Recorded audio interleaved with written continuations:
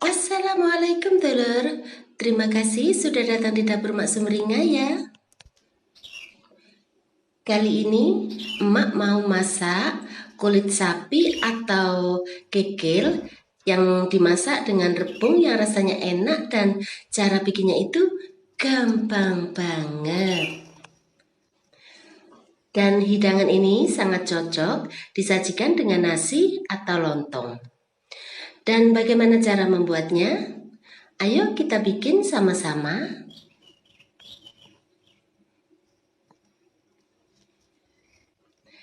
Di sini Mak sudah siapkan rebung yang sudah Emak potong-potong tipis seperti ini dan sudah Emak cuci sampai bersih.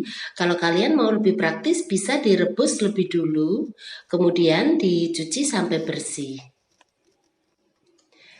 Di sini Emak juga sudah siapkan kulit sapi yang sudah Emak rebus dan sudah Emak potong-potong seperti ini.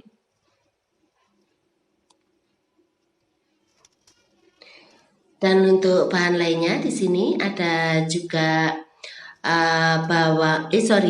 cabai hijau, kemudian cabai kecil, ini Emak biarkan utuh saja. Kemudian ada 3 batang serai yang sudah Emak geprek. Kemudian ada juga 1 ruas lengkuas yang sudah digeprek. Lalu ada juga pete, ini bisa dibiarkan utuh atau dibelah masing-masing jadi 2 bagian.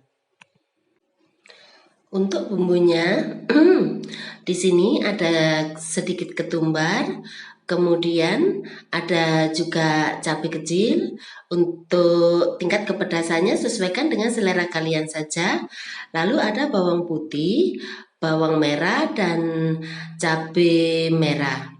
Dan semua bumbu ini akan Emak tumbuk sampai halus. Kalian bisa juga menghaluskan dengan cara di blender.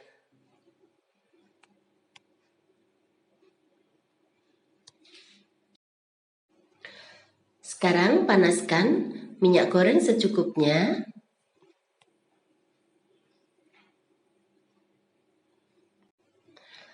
Lalu masukkan bumbu yang sudah dihaluskan.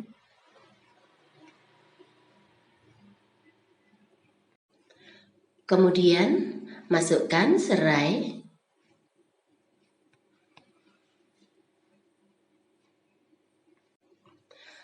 Lalu masukkan juga lengkuasnya.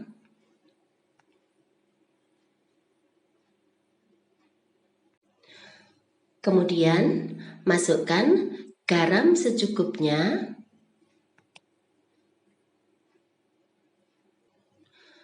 Masukkan juga gula sebagai penyeimbang rasa.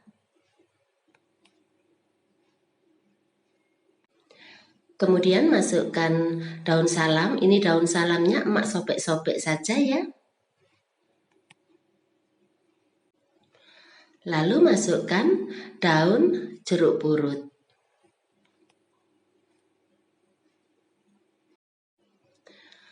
Kemudian tumis sampai harum dan bumbu benar-benar matang.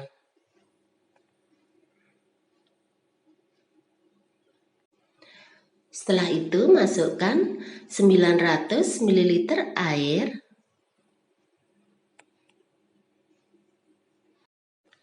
Kemudian masukkan cabai kecil.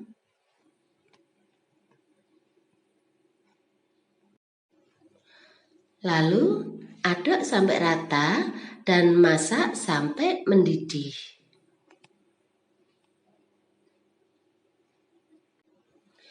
Setelah mendidih, kemudian masukkan kulit sapi.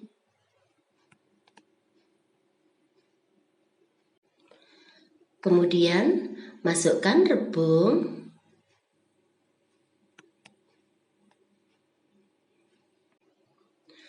Lalu masak sampai rebungnya lunak dan matang. Setelah rebungnya lunak dan matang, kemudian masukkan 300 ml santan. Lalu masukkan 1 sendok teh kaldu jamur. Kemudian masukkan pete.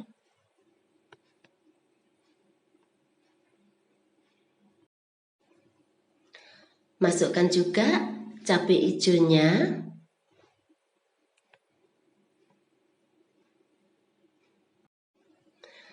Setelah itu, aduk sampai rata dan masak sampai mendidih. Setelah mendidih, kemudian matikan apinya. Lalu pindahkan ke piring saji dan hidangkan dengan nasi.